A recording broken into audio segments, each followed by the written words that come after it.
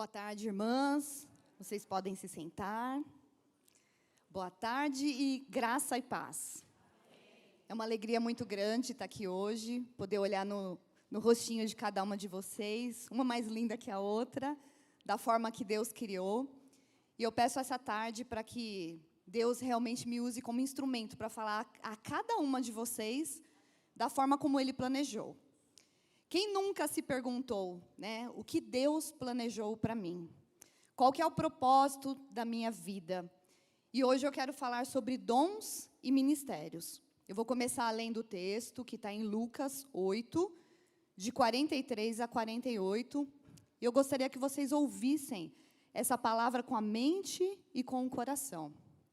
E estava ali certa mulher que havia 12 anos vinha sofrendo de uma hemorragia e gastou tudo o que tinha com os médicos, mas ninguém podia curá-la. Ela chegou por trás dele, tocou na borda do seu manto, imediatamente cessou sua hemorragia. Quem tocou em mim? Perguntou Jesus. Como todos negavam, Pedro disse, mestre, a multidão se aglomera e te comprime. Mas Jesus disse, alguém tocou em mim, eu sei que de mim saiu virtude. Então a mulher, vendo que não conseguiria passar despercebida, veio tremendo e prostrou-se aos seus pés na presença de todo o povo, contou porque tinha tocado nele e como fora instantaneamente curada. Então ele lhe disse, filha, a sua fé te curou, vá em paz. Embora essa história seja muito comovente, e normalmente a gente ouve pregações com foco nessa mulher, que é uma mulher de fibra, de garra, uma guerreira que foi em busca da sua cura, que creu em Jesus, hoje eu gostaria de pedir para vocês prestar mais atenção na fala de Jesus. Quando Jesus perguntou, quem tocou em mim? Porque eu sei que de mim saiu virtude. O que é virtude? Virtude é um bem sobrenatural, é uma forma de poder, é uma excelência, é o que de melhor que existe dentro de você que se derrama para outras pessoas. Então, a virtude é um dom, que muita gente também chama de talento, e às vezes a gente faz alguma confusão sobre dons e talentos. O dom é uma coisa que já nasce com a gente, né? É algo do céu, é uma coisa que a gente faz sem nenhum esforço. É aquele tipo de coisa que a gente fala assim, isso aí eu faço de graça, né? Quando eu faço, me sinto mais viva. Isso é o dom. E o talento é alguma coisa que você faz com facilidade, mas você precisa treinar essa habilidade. Mas hoje eu quero falar do dom. E esse dom que saiu de Jesus foi o quê? Foi o poder para curar. Um dos poderes de Deus, né? Então, um dos poderes de Jesus era curar. Aquela mulher sabia que, tocando em Jesus, ela seria totalmente curada, né? Então, ela teve fé.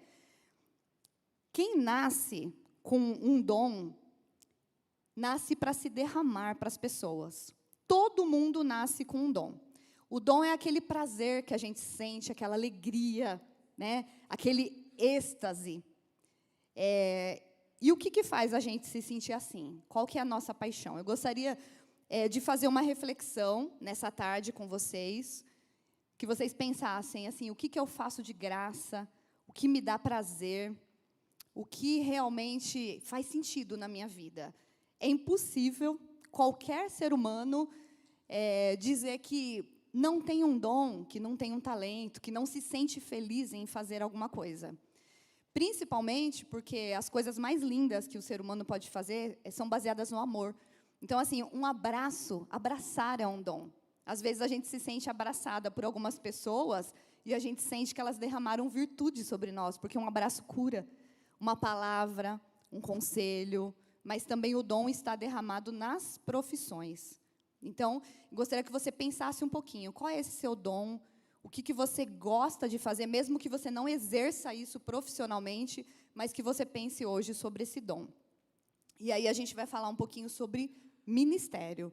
Imagine você descobrindo o seu dom e descobrindo ao mesmo tempo o seu ministério. E você unir esses dois, o quanto você vai fazer diferença no mundo. Essas pessoas que fazem diferença na vida da gente, normalmente são pessoas que já estão caminhando dentro do propósito de Deus para suas vidas. Para falar sobre ministério, eu quero ler um texto que está em Efésios 4, de 11 a 13. E ele designou alguns para apóstolos, outros para profetas, outros para evangelistas e outros para pastores e mestres. Prestem bem atenção até a ordem que Jesus coloca esses ministérios. E para quê? Com o fim de preparar os santos para a obra do ministério, para que o corpo de Cristo seja edificado, até que todos alcancemos a unidade da fé e do conhecimento do Filho de Deus e cheguemos à maturidade, atingindo a medida da plenitude de Cristo. Então, quando a gente fala num ambiente como a igreja, por exemplo, que é o corpo de Cristo, porque o corpo existe a partir do momento em que nós estamos todos reunidos, esse corpo vai ser edificado, vai alcançar unidade e vai alcançar o conhecimento do Filho de Deus a partir do momento que neste corpo tenham pessoas que se revelam dentro desses 5 ministérios que Jesus disse: apóstolos, profetas, evangelistas, pastores e mestres.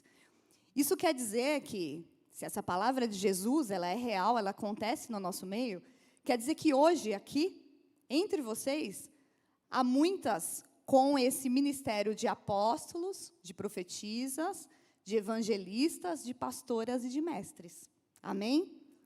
Ainda que a gente, às vezes, não entenda, porque tudo isso, nos dias de hoje, virou cargo dentro das igrejas, Jesus fala sobre dom e ministério, o que é muito diferente. A própria Bíblia, falando sobre esse texto aqui, ela fala qual que é o propósito desse texto. Então, por que Jesus nos disse isso? Para nós, como igreja, porque nós não devemos viver como gentios. Se a gente ler depois do versículo 13, e um pouquinho antes também, vai dizer isso. Vai dizer que a gente não deve viver na futilidade de pensamentos. Por isso que a nossa mentalidade deve ser transformada até chegar à mente de Cristo. Nós não devemos ser como crianças na fé, então a gente precisa amadurecer. Não podemos ser levadas pelos ventos de doutrina, então, que significa que a gente precisa afirmar cada vez mais na palavra de Deus. Não podemos mais ser jogadas para lá e para cá. O corpo precisa ser bem ajustado, unido e edificado, e cada parte precisa executar a sua função. A igreja só vai existir na sua plenitude se esses 5 ministérios estiverem trabalhando juntos. Amém? Até aqui? Então, vamos lá. Qual que é a sua função? Qual que é o seu ministério? Vamos falar um pouquinho sobre apóstolos. Apóstolo, por que Jesus colocou isso aqui em primeiro lugar? Apóstolo é aquele que abre o caminho. Então, vai pensando nisso enquanto eu estiver falando sobre as características dos apóstolos, e depois vou falar um pouquinho sobre as profissões, para ver se vocês se identificam dentro desse ministério. Apóstolos são pessoas visionárias, empreendedoras, sonhadoras, usadas em vários contextos e em vários lugares.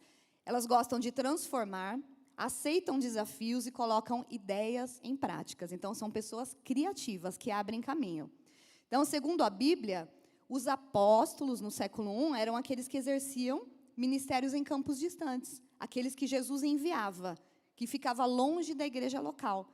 E eles faziam o quê quando eles estavam longe? Plantavam igrejas. Então, são essas pessoas que abrem caminho. Eles seguiam em frente para quê? Para novos trabalhos.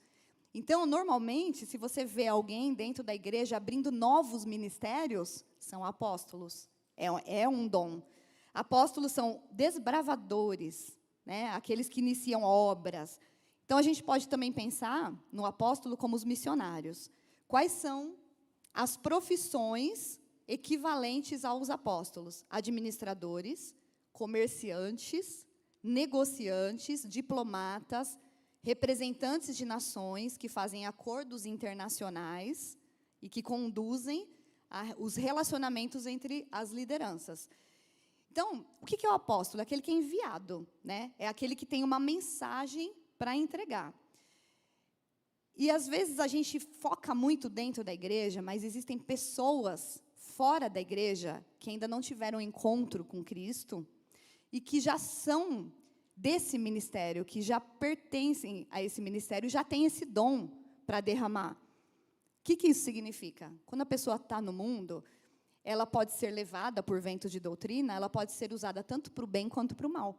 Né? Por exemplo, é um exemplo horrível, mas é a realidade. Se a gente vê, por exemplo, um traficante de drogas, a logística, a inteligência, a forma como ele vende, como ele consegue tantas pessoas para trabalhar para eles, é um dom, mas um dom usado para o mal. Né? Quando essa pessoa vem para Cristo, ela passa a usar esse dom dentro da igreja, para o bem das pessoas ao seu redor. Então, esses são os apóstolos. Agora eu quero falar um pouquinho sobre profetas, que eu acho que é o ministério mais discriminado que existe. Por quê? Eu já ouvi muita gente falar assim que nos tempos de hoje não existe mais profeta, é coisa do Antigo Testamento. Né? Por que as pessoas falam isso? Porque na mentalidade delas, o profeta é aquele que profetiza, fala do futuro, né? O que vai acontecer, eis que te digo, né? Eu vejo uma chave, né? Ou uma porta aberta, e fica profetizando. Então, esse aqui é profeta de Deus. Mas o que significa, biblicamente falando, um profeta? É aquele que dá a direção. Então, por isso que o apóstolo vem primeiro para abrir caminho. Depois vem o profeta para dar direção. Por isso que mestres e os pastores estão nos dois últimos, né? Por quê? Porque primeiro você precisa de alguém para abrir caminho. E depois, quando o profeta chega, ele vai fazer um alinhamento entre o céu e a terra, mostrar o que é certo e o que é errado. Né? Então, o que o profeta busca? Justiça, com diligência. Então, quais são os tipos de profissões que entram dentro desse ministério? Se a gente pensar numa pessoa que ainda não está em Cristo, mas ela já nasceu com esse dom, a gente vai encontrar isso nos juízes, nos advogados, nos desembargadores, nos policiais, aquelas pessoas que gostam de tudo certo. Isso é correto. Não é certo agir dessa forma. A gente vê esse dom derramado sobre pais e mães. É um dom de profecia, né? Então, além dessas profissões, né, são pessoas que buscam o quê? Alinhamento. Isso é muito importante dentro da igreja. E é interessante também que a gente encontra isso nos artistas e nos músicos. Por quê? Porque são pessoas mais sensíveis, por exemplo, maestros, né? São pessoas que têm o dom de ouvir o que ninguém mais ouve. E são pessoas que enxergam o que ninguém está vendo. Isso é o dom de profecia. Isso está na música, isso está na arte, né? Está na sensibilidade. E falando ainda um pouco mais sobre profeta, né? Vem da palavrinha nabi, era quem falava o que vinha da boca do Senhor. Isso no Antigo Testamento, né? A gente lê muito. Então, não se tratava de previsão de acontecimentos. E na palavrinha grega, que é profetes, significa aquele que expõe, ou seja, aquele que fala sobre um assunto vindo do próprio Deus. Esse é o profeta, né? Então, eu acredito que tem muitas profetisas aqui, né? Esperando só um toque na asa para voar. Amém? Agora, vamos falar um pouquinho sobre evangelistas. Evangelistas são pessoas da comunicação. São pessoas que têm capacidade de se conectar com as outras. Evangelistas influenciam pelas palavras, pelos discursos, pelas suas pregações, né? Aquelas pessoas que têm capacidade de recrutar outras pessoas para uma missão. E também são aqueles que ativam dons. Então, esses são os evangelistas. Onde a gente vai encontrar essas pessoas? Em que profissões? Publicitários, marqueteiros, influenciadores digitais, youtubers, apresentadoras de TV, jornalistas. Então, essas pessoas são o quê? Vendedores de sonhos. São aquelas que conseguem arrastar multidões pela palavra. São os pregadores, né? Eles trazem o quê? Notícias, a mensagem que vem do céu. Então, imagina esse cenário agora. Primeiro, vem os apóstolos que abrem o caminho. Depois, vem os profetas que dão a direção. E aí, depois é que a gente vai comunicar o evangelho, porque tem que estar tudo preparado para isso. A gente pode pensar nisso como um exemplo, a formação de uma igreja, não é? Então, olha a importância dos apóstolos, olha a importância dos profetas. E depois, os evangelistas para comunicarem a palavra de Deus. Os evangelistas são também, como diz a Bíblia, né, os pescadores de homens, né, que gostam de conversar, de compartilhar pontos de vista. eles falam muito de Jesus, são apaixonados pelo Evangelho e não são tímidos na fé. Amém? Alguém aqui já se identificou? Tem evangelista aqui? Tem profetisa? Agora vamos falar sobre os pastores. Pessoas que cuidam, né? Então, tem muita mulher que às vezes acha que não tem dom nenhum, né? Que não nasceu para fazer nada de grande importância. Só o fato da mulher ser mãe e cuidar de filhos já mostra que ela tem dom de pastora, né? Cuidando das suas ovelhinhas.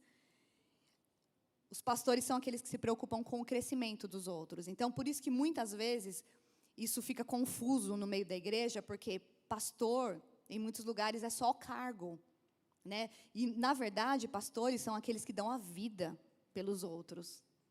Aquele amor de Jesus transborda de dentro deles. Então, um pastor e uma pastora não vê dificuldade de cuidar de uma pessoa, né? De fechar uma ferida, de cuidar de uma pessoa machucada, uma pessoa triste. O pastor tem esse olhar, sabe quando a pessoa está precisando de ajuda. Quais são as profissões? Olha que coisa linda. Médicos, enfermeiros, psicólogos, psiquiatras, né? Tem várias aqui, ó, na minha frente. Dentistas, fisioterapeutas, assistentes sociais, cuidadores, tanto de asilos quanto de orfanatos. Então, são pessoas que têm o dom do cuidado. Né, que tem um coração enorme, chora pelos outros, intercede, ora de uma maneira totalmente diferente, né, se derrama aos pés do Pai em prol de uma outra pessoa. E é lindo isso, né? Porém, os pastores são os mais cansados, né? Síndrome de burnout está aí para, né, para mostrar que não tem sido fácil isso. Por quê? Os pastores precisam desse corpo de Cristo trabalhando. O pastor não é aquele que tem que abrir a igreja, né? Não é ele que tem que comunicar tudo. Para isso tem os outros ministérios. Então, os pastores hoje em dia acabam abraçando tudo isso e acaba ficando cansativo, né? Porque eles são conselheiros, são psicólogos, né? São os hospitaleiros, aqueles que abrem a casa para todo mundo. Então, eles ficam sobrecarregados. E eu acredito que pessoas que têm o dom da profecia, do evangelismo e outros dons precisam se preocupar mais com os pastores de hoje em dia, que a gente vive numa cultura que prioriza tudo, né, que joga tudo para cima deles, mas a gente está aqui também para trabalhar. Amém? Até aqui? Agora vamos falar sobre o último, que são os mestres, que eu acredito que deve ter um monte aqui também, né? Tem as mentoras, tem aquelas que estão sendo mentoreadas, algumas que já estão mentoreando, né, que aprenderam e agora estão ensinando. Então, os mestres são aquelas pessoas apaixonadas por transmitir tudo o que elas aprenderam. Quais são as profissões, né? É um pouco mais fácil de identificar. Professores, escritores, pesquisadores, acadêmicos, cientistas, pessoas que facilitam o entendimento das pessoas, normalmente aquelas que usam metáforas. Quer ver como que é fácil você perceber se você tem dom de mestre? Se alguém pergunta alguma coisa para você, e você tem esse conhecimento, é capaz que você não dorme à noite pensando em como você vai explicar no dia seguinte. Aí você levanta, escreve, pega lá um papelzinho, né? Eu vivo com um papelzinho no meu quarto por causa disso. Então, são pessoas que se preocupam em ensinar. São pessoas que se preocupam com a dúvida, com a interrogação do outro. Eu preciso responder, eu preciso mostrar como é que é. E fica encontrando formas de ensinar. Tem muito mestre aqui? Deve ter, né? Um monte. Enfim, então são pessoas que gostam de expor a verdade, são pessoas criativas, né? E o que é encontrar esse propósito? Pensa nisso, com todo carinho. Quando a gente fala sobre salvação, o que é ser salvo? Salvo é você ser resgatada para viver seu propósito. Isso é ser salva, por quê? Enquanto você não é salva, enquanto você não sabe para que você nasceu, você vive presa, né? Sendo levada por ventos de doutrina, pelo mundo, a vida é difícil, parece que nada faz sentido. Então, encontrar o propósito é ser salva. Às vezes, a gente acha que ser salvo é só erguer a mão, aceitar Jesus, frequentar a igreja, participar de connects, né? E, às vezes, tudo isso acaba virando religiosidade. Por quê? Porque a gente nasceu para se derramar. derramar vida nas outras pessoas, né? E quando a gente pensa em como Jesus fez isso, que é o nosso maior exemplo, aí a gente para pensar, será que eu estou servindo a Cristo mesmo? Né? Porque assim, não importa o que as pessoas estão vendo. Não importa se a minha família, meus vizinhos estão vendo que eu saio de casa com a Bíblia, que eu estou aqui todo domingo, ou que a gente dá aula, e que a gente ajuda, e que a gente doa e dizima. Não é isso que Jesus está olhando. Jesus está olhando se você está feliz, servindo a Ele com alegria, se você está se preocupando com outras vidas, se você está chorando com as outras vidas. Isso é se derramar, isso é gastar vida. Cada minuto, cada segundo vale a pena quando você faz com intencionalidade, né? Até para pregar, né? Não importa a quantidade de informação que você tem, o que importa é você saber dar o recado de Deus, é você se entregar quando você recebe o convite, né? Isso serve para qualquer pessoa que está se derramando, seja para dar aula, seja para pregar, seja para ajudar, seja na capelania. A questão é, quando eu estou lá, eu estou com Jesus? Isso que importa, não é?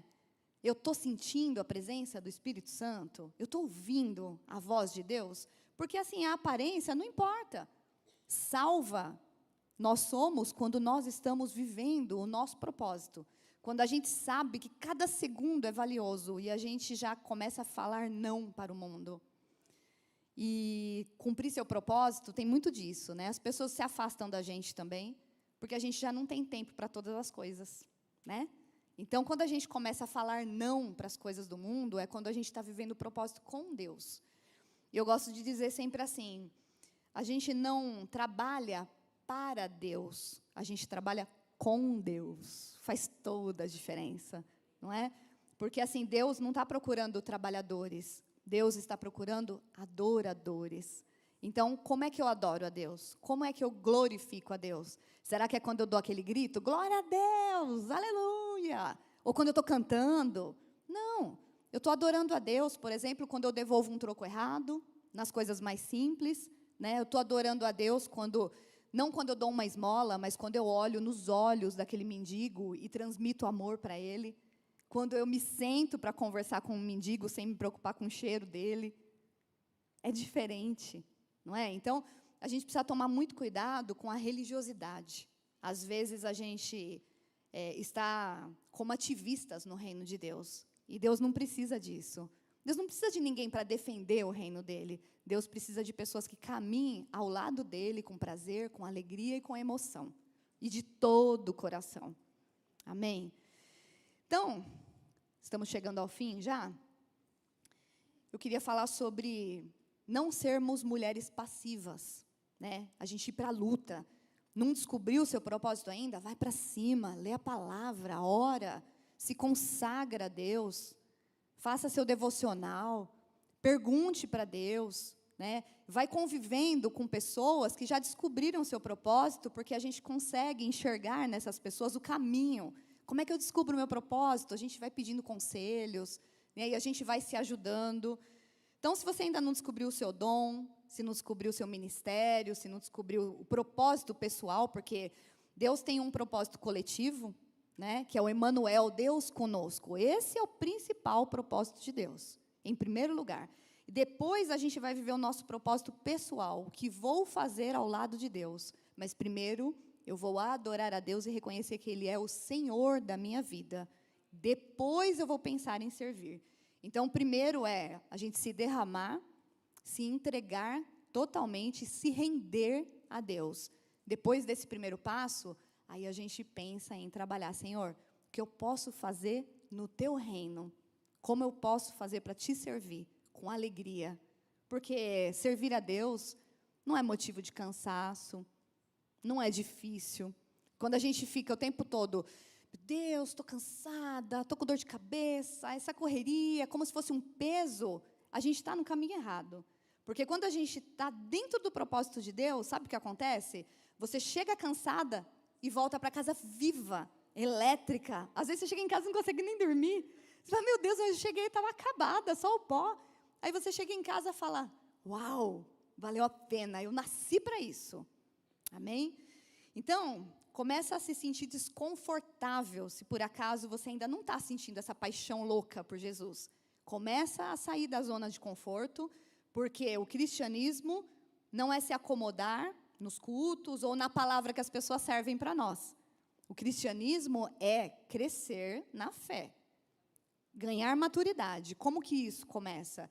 Primeiro a gente recebe a comida como bebê, né? A melhor ilustração é o bebê, que a gente tem que dar comida na boca, não é? Depois a gente deixa o bebê comer sozinho, faz uma sujeira, né? Às vezes as pessoas que estão começando no evangelho vão pregar e às vezes não dá muito certo, mas é uma pessoa que ainda está na fase de crescimento.